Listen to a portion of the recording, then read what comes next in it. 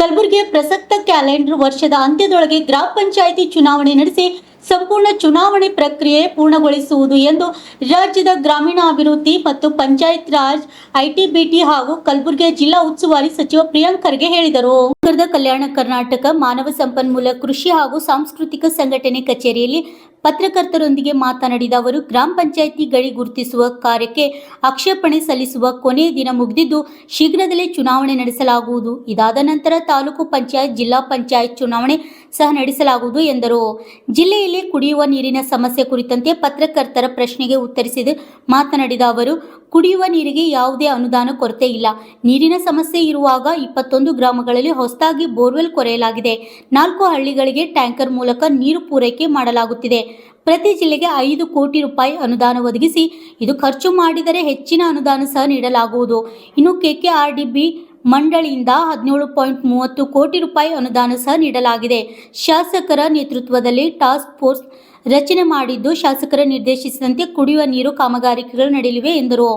ಬೇಸಿಗೆ ಜಿಲ್ಲೆಯಲ್ಲಿ ಕುಡಿಯುವ ನೀರಿನ ಸಮಸ್ಯೆ ಕುರಿತು ಈಗಾಗಲೇ ಎಂಐ ಪಾಟೀಲ್, ಬಿಆರ್ ಪಾಟೀಲ್ ಅವರೊಂದಿಗೆ ಸೇರಿ ಉಪಮುಖ್ಯಮಂತ್ರಿ ಮತ್ತು ಜಲಸಂಪನ್ಮೂಲ ಸಚಿವ ಡಿಕೆ ಶಿವಕುಮಾರ್ ಅವರಿಗೆ ಭೇಟಿಯಾಗಿ ಮಹಾರಾಷ್ಟ್ರದಿಂದ ಭೀಮಾ ನದಿಗೆ ಕುಡಿಯುವ ನೀರು ಬಿಡುಗಡೆ ಒತ್ತಾಯ ಮಾಡಲಾಗಿದೆ ಎಂದು ಅವರು ರಾಜ್ಯದಲ್ಲಿ ಸಚಿವ ಸಂಪುಟ ವಿಸ್ತರಣೆ ಕುರಿತು ಮಾತನಾಡಿದ ಅವರು, ಮುಖ್ಯಮಂತ್ರಿ ಸಿದ್ದರಾಮಯ್ಯ ಮತ್ತು ಪಕ್ಷದ ಹೈಕಮಾಂಡ್ ಸೂಕ್ತ ಸಮಯದಲ್ಲಿ ನಿರ್ಧರಿಸಲಾಗಿದೆ ಎಂದು ಸಚಿವ ಪ್ರಿಯಾಂಕ್ ಖರ್ಗೆ ತಿಳಿಸಿದರು.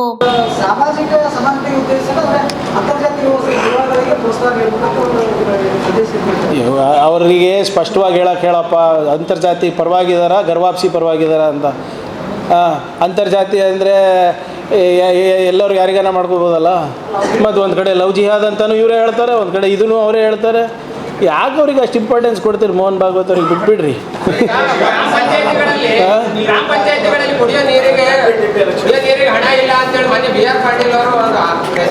ಇಲ್ಲ, ಅದು ಗೊತ್ತಿಲ್ಲ.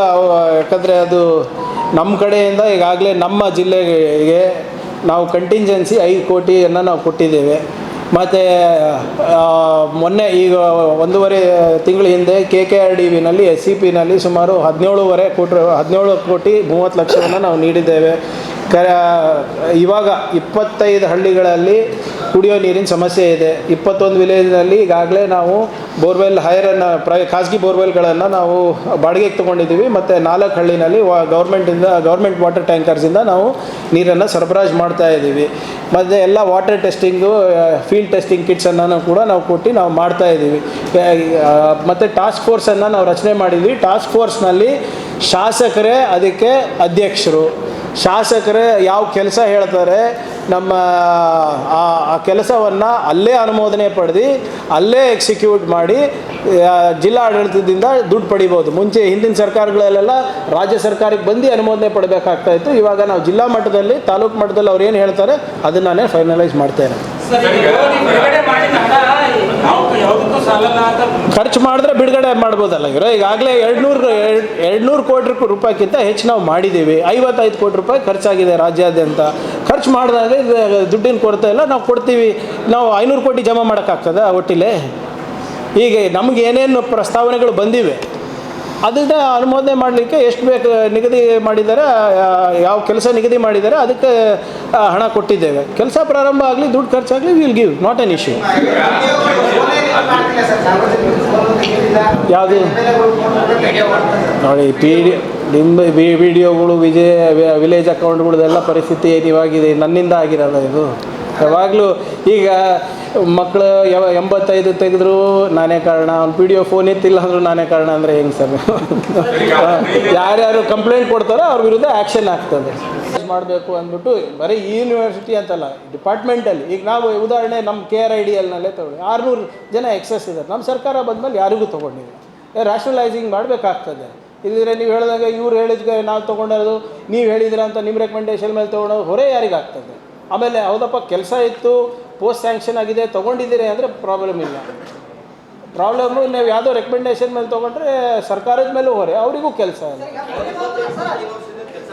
Know what ever it is sir, ಯಾರಿಗೂ ಇಲ್ಲ ಅಂದರೆ ಯಾರಿಗೂ ಅನ್ಯಾಯ ಆಗಲಾರ್ದಂಗೆ ನೋಡ್ಕೋತೀವಿ ಅಂತ ಡಾಕ್ಟರ್ ಸುಧಾಕರ್ ಹೇಳಿದ್ದಾರೆ. ಆ ಟೆಂಡರ್ ಏನು ಬರ್ತದೆ ನೋಡೋಣ. ಅದರಲ್ಲಿ ಯಾರಿಗೂ ತೆಗಿಬೇಕು ಅಂತ ನಮ್ಮ ಉದ್ದೇಶ ಇಲ್ಲ.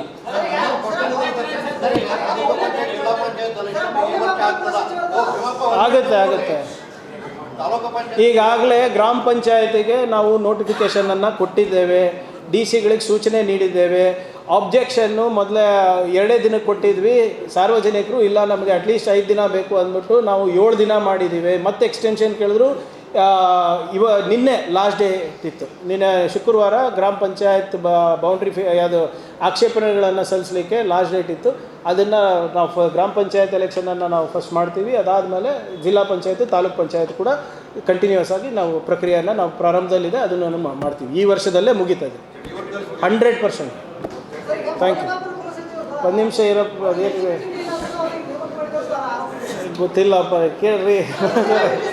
ಕಲಬುರಗಿ ದಕ್ಷಿಣ ಶಾಸಕ ಅಲ್ಲಂ ಪ್ರಭು ಪಾಟೀಲ್, ವಿಧಾನ ಪರಿಷತ್ ಶಾಸಕ ತಿಪ್ಪಣ್ಣಪ್ಪ ಕಮಕ್ನೂರ್, ಜಿಸ್ಕಾಂ ಅಧ್ಯಕ್ಷ ಪ್ರವೀಣ್ ಪಾಟೀಲ್, ಕಲಬುರಗಿ ನಗರಾಭಿವೃದ್ಧಿ ಪ್ರಾಧಿಕಾರ ಅಧ್ಯಕ್ಷ ಮಜಹರಂ ಅಲಂ ಖಾನ್, ಗ್ಯಾರಂಟಿ ಅನುಷ್ಠಾನ ಪ್ರಾಧಿಕಾರ ಜಿಲ್ಲಾಧ್ಯಕ್ಷ ಚಂದ್ರಿಕಾ ಪರಮೇಶ್ವರ್, ಭೀಮರಾಯನಗುಡಿ ಕಡ ಅಧ್ಯಕ್ಷ ಬಾಬು ಹೊನ್ನಕಿರಣ ಇತರರಿದ್ದರು.